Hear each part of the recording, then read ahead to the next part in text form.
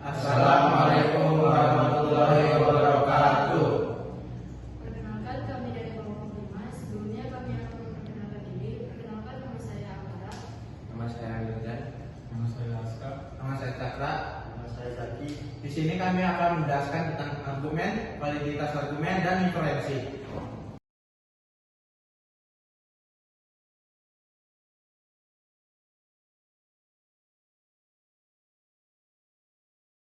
Pengertian argumen. Argumen adalah rangkaian pernyataan-pernyataan yang mempunyai ungkapan, pernyataan, penarikan kesimpulan, atau inferensi.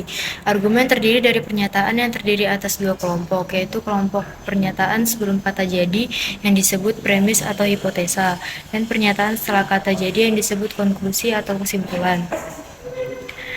Suatu argumen disebut valid jika untuk sembarang pernyataan yang disubstitusikan kepada hipotesa. Jika semua hipotesa tersebut benar, maka kesimpulannya juga benar. Sebaliknya, jika semua hipotesa benar tetapi ada kesimpulan yang salah, maka argumen tersebut dikatakan tidak valid atau invalid.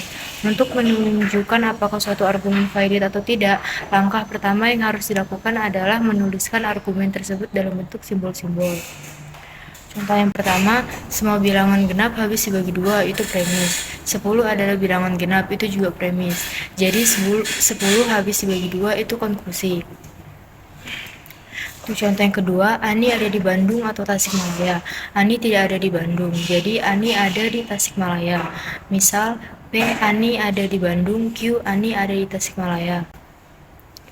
Selanjutnya kita ubah contoh argumen menjadi pernyataan kondisional yang berkoresponden dengan argumen tersebut, yaitu dengan cara mengkonjungsikan premis-premis, kemudian hasilnya diimplikasikan dengan konklusi.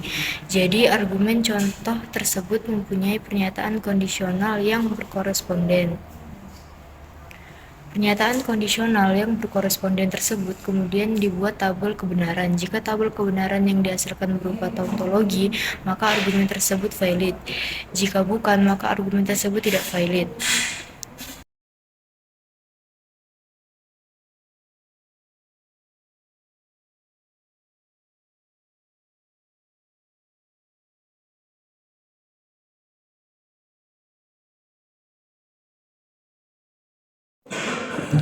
Beberapa penggabungan yang biasa dijumpai dalam logika klasik adalah 1. Negasi.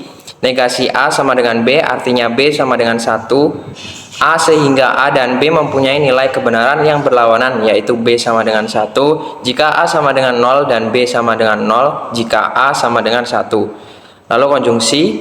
A konjungsi B sama dengan C, artinya C sama dengan AB, yaitu C hanya bisa bernilai benar 1 jika A dan B keduanya benar secara bersamaan. Lalu yang ketiga adalah disjungsi. A disjungsi B sama dengan C, singkatan dari C sama dengan negasi dalam kurung negasi A konjungsi negasi B, sehingga C sama dengan A plus B min AB. Jadi C hanya bisa salah jika A dan B salah secara bersamaan. Lalu yang keempat, implikasi. A implikasi B sama dengan C dianggap sebagai singkatan dari C sama dengan negasi A disjungsi B, sehingga C sama dengan 1 min A plus B sama dengan 1 A plus B. Misalnya kita akan menentukan validitas sebuah argumen yang berbentuk seperti berikut. Kita susun tabel kebenaran banyaknya dari baris adalah 2n dengan n adalah cacah proposisi dasar dalam hal ini sama dengan 2, yaitu A dan B, sehingga dalam hal ini banyaknya baris sama dengan 4 seperti kolom berikut. Kombinasi nilai A dan B pada setiap baris adalah nomor urut dimulai dari 0 yang ditulis dalam bentuk biner. Kita hanya perlu memperhatikan baris di mana kedua premis bernilai 1 sehingga baris 1, 2, dan 3 dapat diabaikan. Tinggal baris 0 dan kesimpulan bernilai 1. Jika kesimpulan dari semua baris yang diperhatikan bernilai 1, maka argumentasi itu valid. Catatannya adalah kebenaran yang digunakan adalah kebenaran fungsional dalam argumen. Jika argumen benar secara fungsional, maka argumen valid. Tidak ada jalan lain jika premis benar, maka kesimpulan benar. Tidak mungkin terjadi argumen yang salah.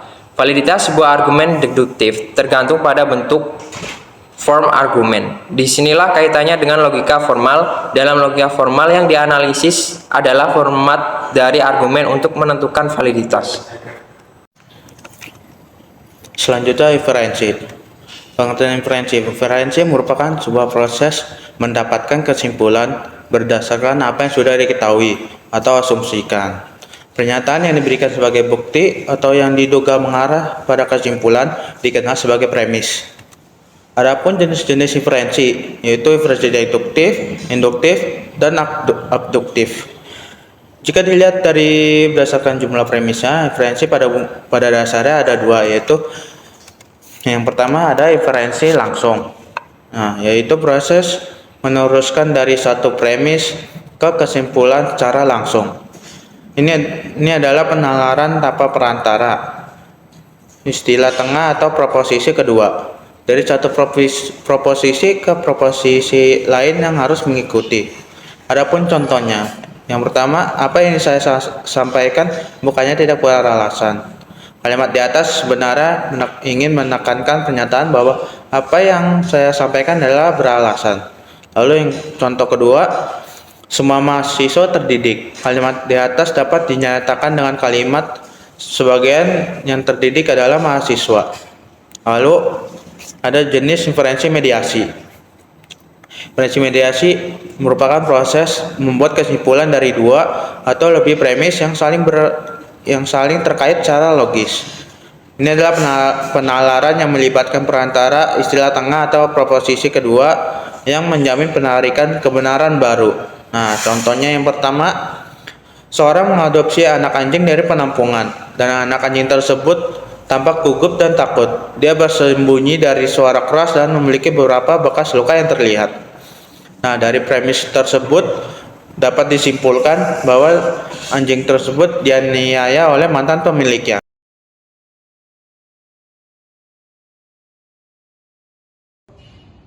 Yang pertama saya akan memberi contoh soal tentang inferensi.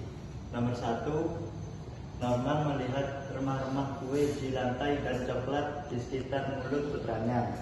Dengan premis tersebut, maka dapat disimpulkan Norman dapat menyimpulkan bahwa putranya makan kue. Soal yang kedua, dua mobil berhenti di lampu lalu lintas.